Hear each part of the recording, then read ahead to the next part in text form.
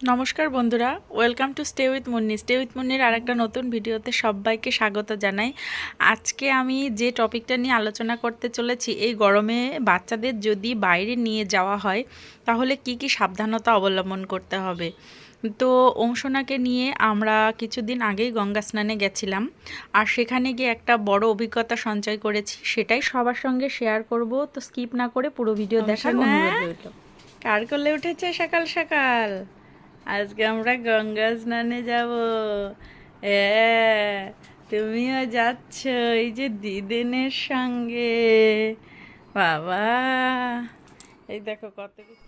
তো প্রথম যে টিপসটা আমি শেয়ার করব সেটা হচ্ছে, কোথাও যদি যেতে হয় গরমে বাচ্চাদের নিয়ে, তাহলে প্রথমেই একটা জিনিস করতে হবে, সেটা হচ্ছে আগে আমাদের যানবাহনটাকে ঠিক করতে হবে। মানে আমরা কোন যানবাহনে আর কি করে যেতে পারি। সেটা হচ্ছে লাইন গাড়িতে যাব নাকি আমি ভাড়ার গাড়িতে যাব। আমরা যেহেতু ভাড়ার গাড়ি ঠিক করেছিলাম, সেই ক্ষেত্রে একটা টপিক নির্বাচন করা যেতে পারে যে খুব সকাল সকাল বেরিয়ে পড়ুন। যেমন আমরা এখানে সকাল 7টা থেকে 7:30টার মধ্যে বেরিয়ে পড়েছিলাম।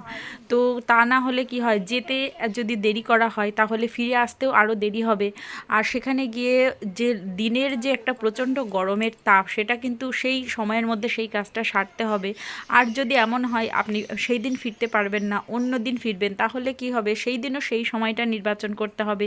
হয় বিকালের দিকে বেরোতে হবে, না হলে খুব সকালের দিকে বেরোতে হবে। এরকম একটা টাইম নির্বাচন করাটা কিন্তু খুব জরুরি বলে আমাদের মনে হয়েছে। তারপরে হচ্ছে বাচ্চাকে যে সমস্ত মেডিসিনগুলো আমরা দিয়ে থাকি, সেই ধরনের মেডিসিনগুলো সকালবেলা ঠিক টাইম অনুযায়ী ওদেরকে খাইয়ে নিয়ে যাওয়া। কারণ সময় মতো যদি ওষুধ খাইয়ে নিয়ে না যাওয়া না হয়, ও এক জায়গায় গেলে না আর ঠিকঠাক মতো ওষুধ খাওয়ানোর কথা মনে থাকে না। তাই ঔষধগুলো যেমন ভিটামিন D3টা এই সময় বাচ্চাদেরকে সবসময় দেওয়া হয়, সেটা ওদেরকে টাইমলি খাইয়ে বাড়ি থেকে খাইয়েই ওকে নিয়ে যাওয়া হলো। আর ও ও ওমসোনা তো উডওয়ার্ড খায়, উডওয়ার্ডটাও খাইয়ে নিয়ে যাওয়া হয়েছে। তারপরে নেক্সট যে পয়েন্টটা, সেটা হচ্ছে বাচ্চার জন্য সঙ্গে করে অবশ্যই একটা পাখা নিয়ে যাওয়া। মানে একটা হাত পাখা যে কতটা জরুরি, সেটা এই গরমে বাইরে বেরিয়ে আমরা ভীষণ পরিমাণে উপলব্ধি করেছি। তো যাই হোক, একটা পাখা অবশ্যই নিয়ে যেতে হবে। একটা কেন, মানে দুটো তিনটে নিয়ে গেলে ভালো হয়, কারণ গরমের মধ্যে বড়দেরও তো গরম লাগে, তাই না? আর সঙ্গে যদি আরেকটা বাচ্চা থাকে তাহলে তার জন্যও। আর তারপরে যেটা হচ্ছে ডাইপার, অবশ্যই বাচ্চাকে ডাইপারের মধ্যে তো নিয়ে যাব, ডাইপার সঙ্গে করেও একটা নিয়ে যেতে হবে। কারণ এক জায়গায় গিয়ে যদি পটি করে দেয় বা হিসু করে দেয়, সেক্ষেত্রে বারবার আমাদের পোশাক পরিবর্তনের একটা ব্যাপার থাকে, আর ওরও একটা অস্বস্তি ফিল হয় যদি সেই জন্য ডাইপারটা নিয়ে যেতে হবে। কিন্তু অবশ্যই ঘন্টা 2-3 পর পরই কিন্তু ডাইপার চেঞ্জ করে দিতে হবে, কারণ এই গরমে ডাইপার থেকে ডাইপার র্যাশ বেরিয়ে যেতে পারে। সেই দিকটা অবশ্যই খেয়াল রাখতে হবে বলে আমাদের মনে হয়েছে। তারপরে যে পয়েন্টটা আমার মনে হয়েছে, সেটা হচ্ছে একদম মানে ঢিলে ঢালা আর সুতির পোশাক পরিয়ে নিয়ে যাওয়া। যেমন অংশনাকে একটা মানে একদম ঢিলে ঢালা জামা পরিয়ে নিয়ে গেছিলাম, একটু ফিট করালাম, প্রচণ্ড গরম। আর মা ওরা সবাই স্নান করতে গেছে, ওর বাবা ওরাও গেছে, আর এখানে একজন থাকতে হবে। এবার ওরা আসলে পরে আবার অংশনাকে ধরবে, তারপর আমি আবার স্নান করতে হবে। এই যে পাখার বাতাস করছি, এতটা গরম, এখানে বসা যাচ্ছে না। অংশনা দেখো ঘেমে কি অবস্থা হয়েছে অংশনা।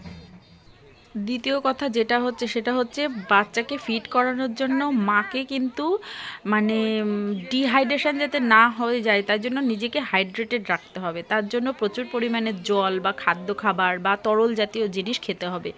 মানে এমন একটা কি হয়, আমি নিজের অভিজ্ঞতা থেকে বলছি, হয়তো আমি অনেকক্ষণ জল খাচ্ছি না বা কোনো খাদ্য খাবার খাইনি, সেক্ষেত্রে কিন্তু ব্রেস্ট মিল্ক সাপ্লাইটা একটু কমে যেতে থাকে, আর জার্নির ফলে সেটা আরও কম হয়। এবার সেই সময় যদি বাচ্চা কান্না করতে থাকে, ভীষণ পরিমাণে কান্না করতে থাকে, সে তখন সঙ্গে সঙ্গে ওদেরকে ব্রেস্ট ফিড করানোটা খুব দরকার। আর যদি সেই সময় ব্রেস্ট মিল্কের সাপ্লাই কম হয়ে যায় তাহলে কিন্তু মানে মুশকিল।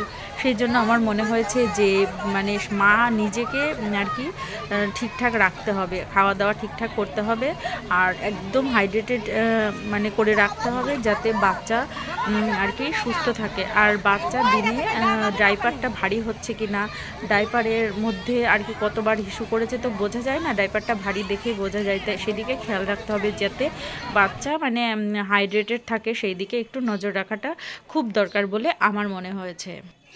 সেই জন্য বাচ্চা নিয়ে কোথাও বেরোলে পরে এই সমস্ত জিনিসগুলো নিয়ে যাওয়াটা জরুরি। আর নিজেদের জন্য তো যেখানে যাচ্ছেন সেই জায়গার পরিস্থিতি অনুযায়ী জিনিস নিয়ে যাওয়া। যেমন আমরা গেছি গঙ্গা স্নানে, সেখানে মানে সিঁদুর, তারপরে একটা আয়না থেকে শুরু করে জল, তারপরে বাড়ি থেকে খাবার, মানে সমস্ত কিছু নিয়ে গেছি। আর ঠাকুরের পুজো দেওয়ার জন্য থেকে ফুল থেকে শুরু করে ফল সব কিছু কিনে নিয়ে গেছি, যাতে ওম সোনাকে কোলে নিয়ে মানে এদিক ওদিকে দৌড়াদৌড়ি করতে না হয়, এখানে এটা আনতে গেলাম ওখানে ওটা আনতে গেলাম, এই সমস্ত জিনিসগুলো যাতে না করতে হয়। ওই জন্য আগের দিনই আমি ওর বাবাকে বলে রেখেছিলাম যে বাজার থেকে এই আনতে হবে। আর সমস্ত জিনিসগুলো আমরা একদম সঙ্গে করে মানে ব্যাগের মধ্যে গড়ে গুছিয়ে তারপরে নিয়ে গেছি, যাতে ওইখানে গিয়ে আর দৌড়াদৌড়িটা না করতে হয়।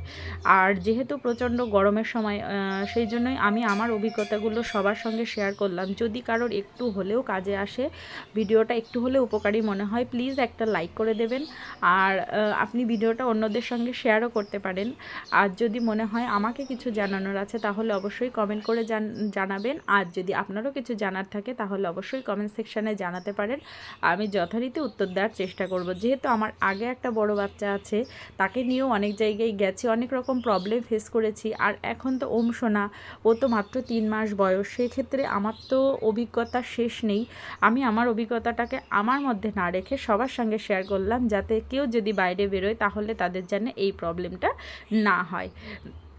তো এখানে জায়গাটা খুব সুন্দর। আমরা গেছিলাম চাকদহের মুকুন্দনগর ঘাটে, অনেকেই ঘাটটা হয়তো চিনেই থাকবেন। ঘাটটা খুবই সুন্দর, এখানে স্নানের পরিবেশটাও ভীষণ ভালো। স্নানের শেষে এখানে পুজো টুজো দেওয়া হলো।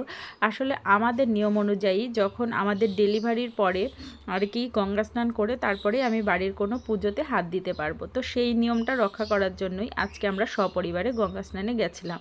তো সেখানে গিয়ে আমার কিছু অভিজ্ঞতা সঞ্চয় হয়েছে, অবশ্যই সেটাই সবার সঙ্গে শেয়ার করলাম।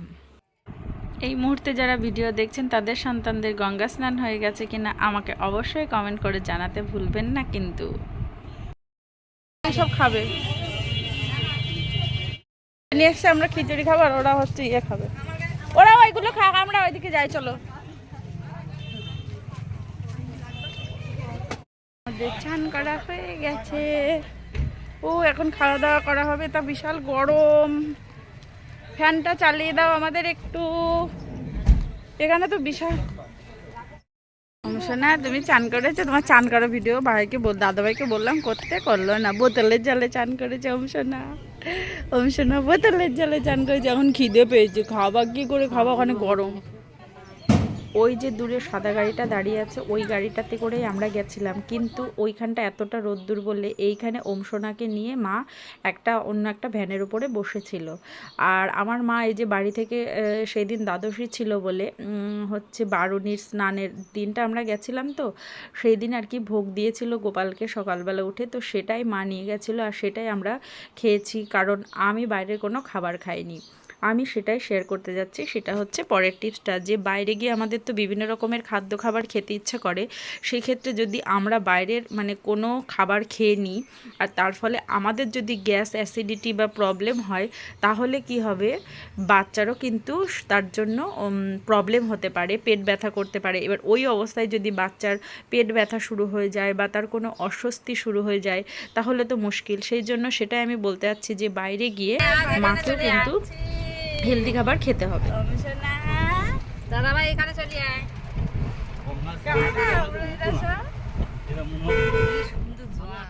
পরের যে টিপসটা আমি শেয়ার করতে চলেছি সেটা হচ্ছে, মনে হয়েছে আমার যেটা, যে যদি আপনাদের দীর্ঘক্ষণ লং জার্নি করতে হয় আর কি, যেটা তাহলে রাস্তায় কোনো এক জায়গায় একটু বিশ্রাম নিয়ে নেওয়া।